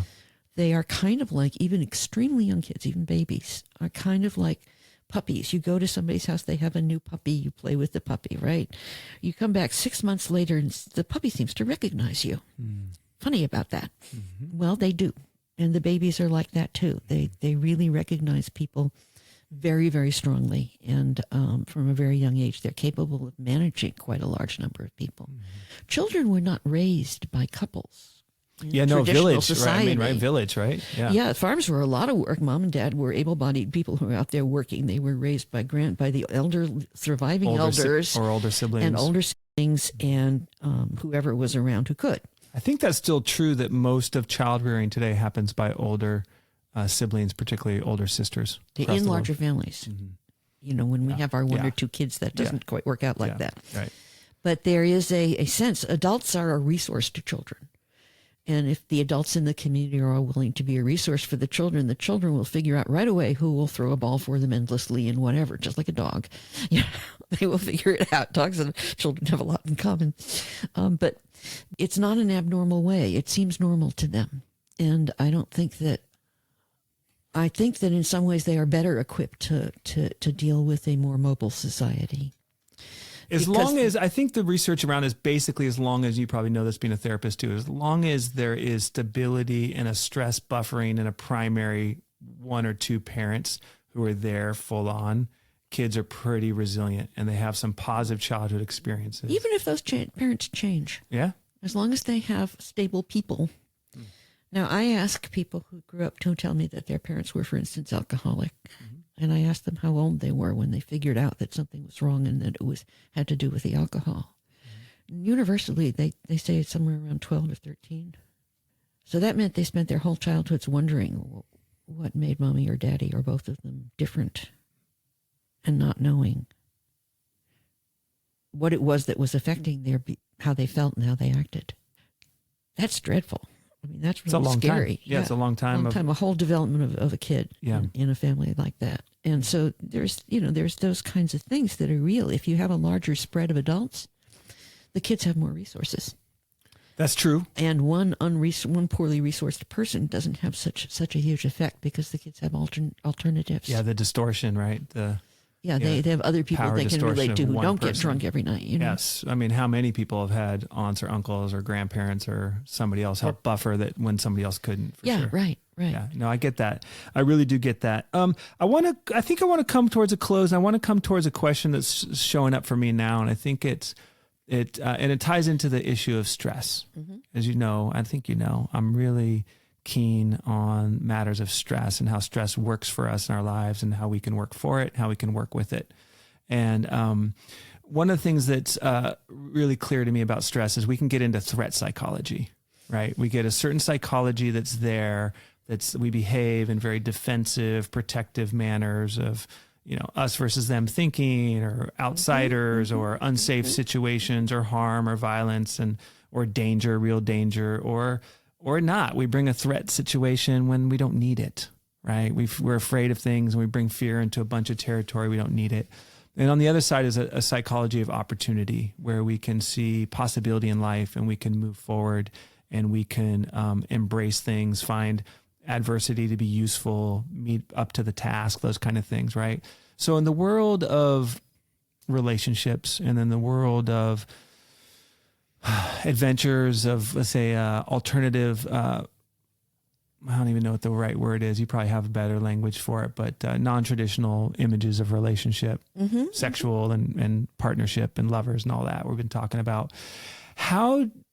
Where's the place for threat psychology? Because it seems to me that you can't really do this from a highly threatened state, but you can't also not perceive where danger is in one's environment, and you can't be naive about harm, or like you said, that they have to kind of check people who are coming to these parties, and you have to kind of like hold the possibility of both. I think it's always a big mistake to assume a threat is an opportunity when it's not. Let me say that one more time. I always think it's a challenge to accurately diagnose where is the opportunity in a situation and where a threat is in a situation or where a danger lies. So that's kind of coming up in my mind as a kind of a stress question, like put it to a stress test. And so how do you navigate matters of danger and risk and unsafety and also knowing that you can't, from my perspective, you can't totally abandon that side of humanity. You have to be attuned to your environment and aware for your safety, but also you can't hold on to that. You need to be open enough to be in trusting relationships where you can have rapport, where you can trust people sexually and with each other. I don't know if I'm making any sense. But you are making a lot of sense. Okay, yeah, tell me. So I'll tell you, I'm a person who had a violent father. Now, you know this from the poetry classes. So I have triggers, all kinds of triggers. I'm very educated about them by now, all these years. But it was hard when I was young. When I was a young adult, it was very difficult. And at the same time, turning to your resources are very important. I specialize as a therapist in working with trauma survivors. One question I always ask is, what were the resources that were available in your environment?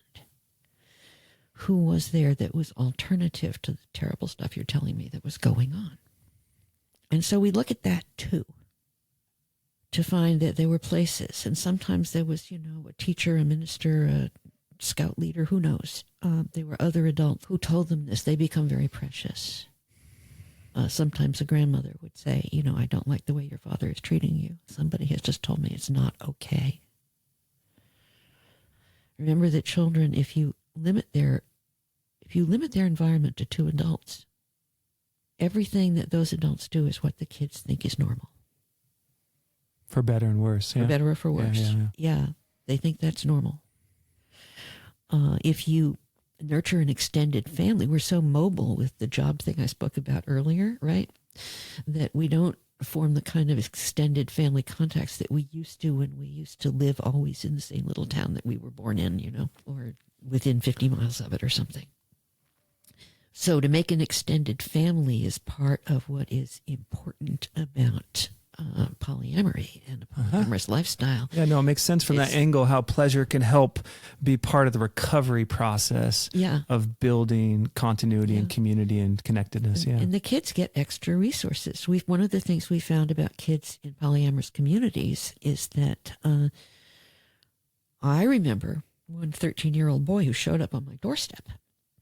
Very quiet he was. The kids who were in the house were like 5 and 2. And he went around taking care of the kids. He helped in the kitchen.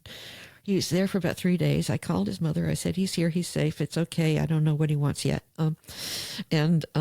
Finally, he sat down with me one evening and said, do you think it's okay if I'm bisexual? And I was like, okay. Teenagers will pick confidants who are not their parents. Often they are their parents' lovers. I can't tell you how many first visits to Planned Parenthood were escorted by a parent's lover. That were chosen by the teenager, because teenagers find sometimes their parents are a little too fraught with all that authority and stuff like that they need somebody that has a little bit more distant to assist them into adulthood and to answer their questions and to work with them. And so that's another thing that we don't give them in conventional cultures. We don't give them those extra adults, where when they start being teenagers and they start wondering how the world works and how their world is going to work, that they have somebody they can bounce ideas off of, who isn't going to go, what do you mean you're not going to go to college? You're going to college. Because that's what the parent's job is to do, you see. The parent's job is to strongly encourage college. And somebody who is not a parent doesn't have to do that. They're freer. And so the kids have a resource that's kind of like a small village. Mm-hmm. There are all kinds of people that they can connect to, that they know how to connect to, and they choose often who they make the connections with, who they like and who they care about and who they don't like. It's a different thing, but chances are, I think it has its history in when we lived in agrarian cultures in huge extended families, or when we lived in tiny villages as a tribe, where everybody was a member of the same family. Yeah, the deep hunter-gatherer ancestral world. Yeah, right. It's pretty powerful stuff. Exactly. I think I also got an answer from you that the threat detection, like just because you're in a different shape or format doesn't mean that it gets to turn off. Actually, you get to relate with both the capacity for threat psychology more deeply, kind of like what I said at the outset of the interview, where it's human development. It's like all this stuff is conscious human development. I become a more full, accountable human who can include the need and power of pleasure in my life. Yeah, absolutely. And when you talk about threat, I'm thinking of, there's a statistic, that the situations that our police officers are involved in, that most often result in injuries to the police officer, are domestic violence calls. So if you think a kid is safer in a home that consists of mommy, daddy, and the kids, you don't know where the threat lives. Mm-hmm. The threat may very well live right there. This is, again, the mobility is in favor. It's easier to, I was aware when I left that I could, if I had been, it was during the war in Vietnam, and I thought, my God, if I'd been a Vietnamese woman in this position, I couldn't leave. Or my choices would have been very, very different. And so that idea to me of an extended, stable group of people is safer, is definitely safer and more likely to eliminate threat. It's interesting, the Japanese word for outlaw is murahachibu. It means outside the walls of the town. Outlaw meant you were sent out of the woods and you probably wouldn't survive the winter. You were sent out of where the people were. You'd probably starve. And so the membership in the group was that crucial eventually. That was what meant that you had to behave properly. You couldn't just lose your temper and hit people. Because if you kept at it and you wouldn't stop, sooner or later you would be told to leave. And nobody would put up with it. So, finding where the threat is, if we insist that people fit into this model with very few adults present to witness what's going on with the kids are not safer. I mean, if they're lucky and they have parents who are safe, yeah. Yeah. My parents were these very respectable people. I didn't grow up in any slum. I grew up in a prep school town in New England. That's where I was not safe. Wow. I hear you. Thank you for bringing that part of your journey in. Yeah, I'm feeling fairly complete. How about you? Okay. What about you? You got anything else you want to close out with? No, just that thank you for doing this interview. And I cannot tell you how thrilled I am that in my lifetime I have seen such changes about this, and that I got to write that book, The Ethical Slut. I got to write it. And 3 times.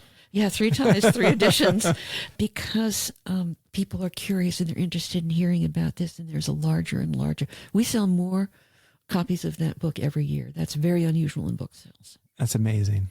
We just keep selling more copies of it. Yeah. And I feel very blessed to have been able to write something that so many people have found useful or helpful in their lives. And partly because back in 1969, a lot of people told me I was crazy, But, yeah. So time has really borne out that that first vision that you had around the vision around the life. All the people around the fire, campfire at night in the jungle. Yeah. And you had a feeling that you needed something, right? What was that feeling you told me? I needed to get my security from the community. There you go. Not from one partner who was supposed to give me everything, but from having a community. That was where I would be safe. That was where my child would be safe. That was where I could grow and be and have the freedom to be the person I wanted to be, and raise my kid to be the person, to be free to be whoever they want to be. And not only did it work out for you, yeah, you were able to really make a fantastic contribution to the conversation time and time again with all your books, but particularly this one that's continuing to still sell. It's so amazing. When I thought about the 3rd edition, I was like, a 3rd edition of a book says a lot about commitment to the conversation, not just like a one-off. But so I really applaud you and Janet for sticking in there and just continuing to foster how to think about these matters of relationship. And super great to talk with you for these past 2 hours and just have this long extended conversation and get to to get to know you. And so I appreciate your life journey. And I appreciate you being on the show. Thank you so much, Dossie. Thank you. Bye-bye, everybody. Thank you so much for joining the show today. You can support the How Humans Work podcast by sharing the shows with your people, your family, your friends, your community. And you can keep it ad-free by making a donation to our Venmo at HHW_pod. I appreciate your support. All music is performed by the incredible Chase Jackson at chasejacksonmusic.com. To learn more about our guest, the show, or Jeffrey's work helping people make peace with their human nature, you can go to howhumanswork.us.